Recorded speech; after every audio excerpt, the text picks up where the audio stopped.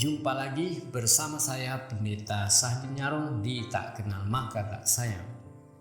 Kekristenan adalah tentang Allah, Tuhan kita, tentang Roh Kudus, Allah Tritunggal, ketiga dari pribadi oknum Trinitas. Kekristenan adalah tentang Allah, Roh Kudus. Banyak pengajaran yang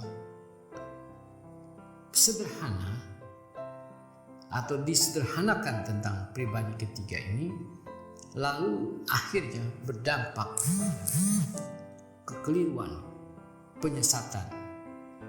Karena pengajaran tentang Roh Kudus mungkin dianggap hanya seperti satu kuasa yang tidak terlibat pada hakikat, esensi, sifat, natur atau atribut dari Allah, dan juga tentang oknum keunikan dari peran Roh Kudus dalam Alkitab. Dalam Perjanjian Lama, pertama kita mengetahui bahwa Roh Kudus terlibat dalam penciptaan bersama dengan Bapa dan Putra.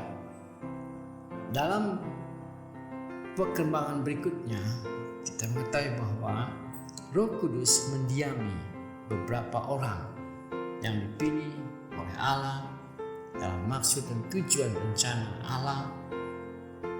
Mereka orang-orang yang didiami Roh Kudus.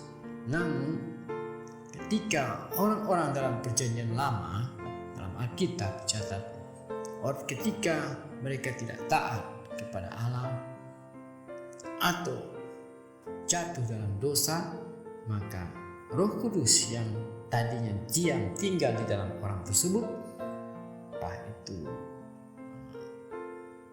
nabi, entah itu raja, entah itu hakim atau siapa saja, maka Roh Kudus meninggalkan atau dapat meninggalkan orang itu, atau bisa meninggalkan orang tersebut.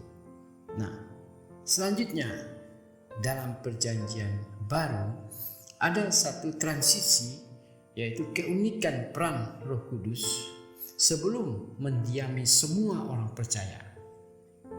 Berbeda dengan PL, maka ada peran Roh Kudus dalam melahirkan Kristus, yaitu bahwa Maria kandungannya itu adalah berasal dari Roh Kudus. Jadi peran unik dari Roh Kudus di dalam Injil-Injil. Dan juga ketika Tuhan Yesus melayani, bahwa dia dengan kuasa Roh Kudus melawan roh-roh jahat. Lalu juga ketika Tuhan Yesus akan naik ke surga, dia menubuatkan bahwa nanti setelah Tuhan Yesus tidak lagi berada di bumi atau meninggalkan murid-muridnya, pengikut-pengikutnya, maka ia berjanji akan mengutus Roh Kudus untuk tinggal, untuk menghibur, untuk sebagai pembela dari orang-orang percaya selanjutnya. Nah, di dalam Kisah Para Rasul, apa yang dibuatkan itu tergenapi. Nah, apa yang dikatakan Tuhan Yesus ini juga sebenarnya sudah ada di dalam kitab Nabi Yoel, bahwa Mesias, Kristus yang datang ke dalam dunia, hidup dan melayani, bekerja. Setelah itu maka akan terjadi pencurahan Roh Kudus di Kisah Para Rasul pasal 2. Semua orang yang percaya, tidak terkecuali siapapun dia yang percaya kepada Tuhan Yesus, maka mereka didiami oleh Kudus. Dan selanjutnya kita tahu bahwa Roh Kudus memberi karunia kepada setiap orang yang percaya.